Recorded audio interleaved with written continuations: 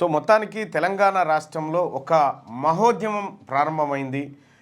ఫిబ్రవరి 2 తారీఖున Warangal arts college మైదానం వేదికగా లక్షలాది మంది బీసీలు భారీ బహిరంగ సభ రాజకీయ యుద్ధబేరుని మోగించబోతూ ఉన్నారు. ఆ సభకి అందరిని కూడా మరొకసారి ప్రత్యేకంగా పేరున ఆహ్వానిస్తూ ఆ కార్యక్రమానికి రావాల్సిందిగా మీ అందరిని కూడా రిక్వెస్ట్ చేస్తాను. ఇప్పటికీ అనేకమైనటువంటి కుల సంఘాలు, ప్రజలు, వివిధ గ్రూపులన్నీ కూడా సమాయత్తమై తరలడానికి సిద్ధంగా ఉన్నాయి.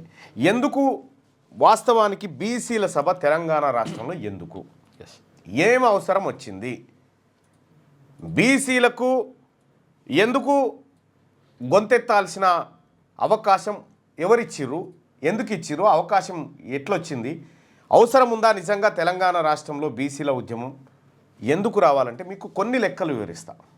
ఎక్కువ ఏముంది, కొన్ని లెక్కలు మీకు వివరించేటువంటి ప్రయత్నం చేస్తా. ఆ లెక్కల్లో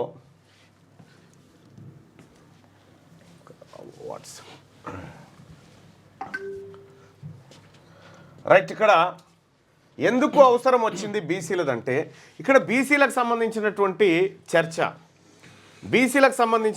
చర్చను మనం ఒకసారి చూసుకుంటే, ఎక్కడైనా బీసీల వాయిస్ వినిపించాలన్నా మొత్తం ఎంటైర్ భారతదేశంలో ఇప్పటి వరకు బీసీ ముఖ్యమంత్రి కానటువంటి ఒకే ఒక్క రాష్ట్రం ఈ తెలుగు రాష్ట్రం.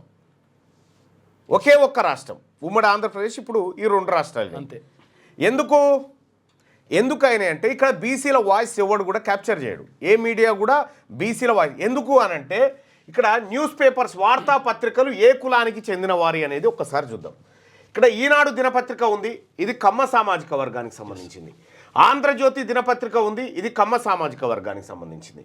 సాక్షి దినపత్రిక ఉంది, ఇది రెడ్డి సామాజిక వర్గానికి సంబంధించి. ఆంధ్రభూమి ఉంది, రెడ్డి సామాజిక వర్గానికి సంబంధించి. దక్కన్ క్రానికల్ ఉంది, రెడ్డి సామాజిక వర్గానికి సంబంధించి. నమస్తే తెలంగాణ ఉంది, వెలమ సామాజిక వర్గానికి సంబంధించి. ఆంధ్రప్రభ ఉంది, వైశ్య సామాజిక వర్గానికి సంబంధించి. వార్తాపత్రిక ఉంది, వైశ్య సామాజిక. ఇవే కదా న్యూస్ పేపర్లు, అంతే మెయిన్ పేపర్లు, అంతే ఇదే లెక్క. ఇక నిన్న మొన్న వెలుగు వస్తే అది ఎస్సీ సామాజిక వర్గానికి సంబంధించింది. ఇక ఒక సూర్య పత్రిక, ఆ సూర్య పత్రిక బీసీల వాయిస్గా బయటికి వస్తే వీళ్ళందరూ కలిసి మూకుమ్మడి దాడి చేసి దాన్ని ఖతం చేసేటువంటి కార్యక్రమం చేశారు, అయినా కూడా నిలబడ్డది. వార్తాపత్రికలలో, మీడియాలో ఇగో నీది జాగా. ఒక్క ప్రింట్ మీడియానే కాదు, ఎలక్ట్రానిక్ మీడియా చూద్దాం. ETV Kamma, ABN Andhrajyothy Kamma, NTV Kamma, Maha TV Kamma, TV five Kamma, CVR news Kamma, Gemini news Kamma, ATV Kamma, in cable Kamma, Maa TV Kamma, TV nine Kamma, Sakshi Reddy, T news Velama, HMTV Velama. ఇందులో బీసీల న్యూస్ ఛానల్ లేదు, బీసీల పేపర్ లేదు. మరి ఈ బీసీల వాయిస్ ఇవి ఎందుకు చూపిస్తాయి? ఇప్పుడు రాహుల్ గాంధీ గారు 50% స్లాబ్ను ఎత్తేస్తా ఉన్నాము, ఈ లిమిటే ఏదైతే రిజర్వేషన్ కోసం స్లాబ్ పెట్టినారో ఆ స్లాబ్ ఎత్తేస్తా ఉన్నాము, ఇది బీసీలకు న్యాయం జరగాల్సినటువంటి సందర్భం అని ఆయన చెప్తా ఉంటే వీళ్ళు ఎందుకు రాయరు, ఎందుకు చూపించారంటే ఇవి బీసీలారా, ఇవి మన మీడియా కాదు, మనీ కాదు, వాళ్ళ ప్రయోజనాలు మాత్రమే ఉంటాయి. వీటికి అడ్వర్టైజ్మెంట్ మాత్రం మనం కట్టినటువంటి బీసీలు కట్టినటువంటి పనులకి తీసుకుపోయి అడ్వర్టైజ్మెంట్స్ ఇచ్చి సాస్తారన్నట్టు. మీడియా మనది లేదు. ఇగో ఇందుకోసం సభ అవసరం వరంగల్లో.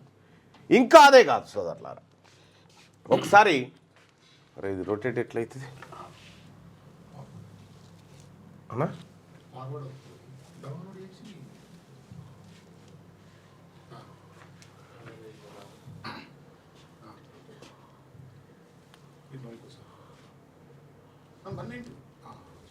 రైట్. ఓకే, ఇక్కడ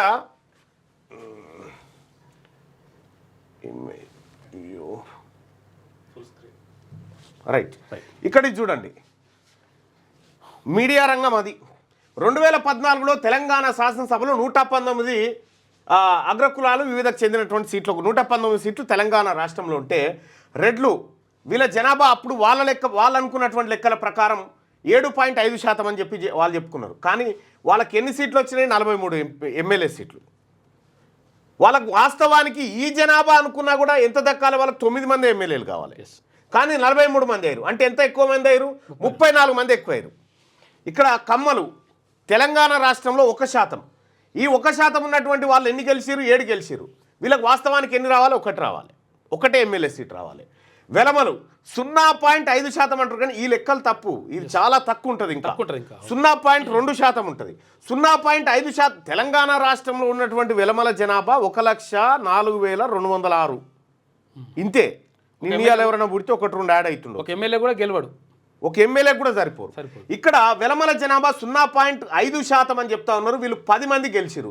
వీళ్ళకి వాస్తవానికి రావాల్సింది ఒకటి రావాలి. అది రోస్టార్ పాయింట్లో 20 ఏళ్ళకు ఒకసారి రావాలి.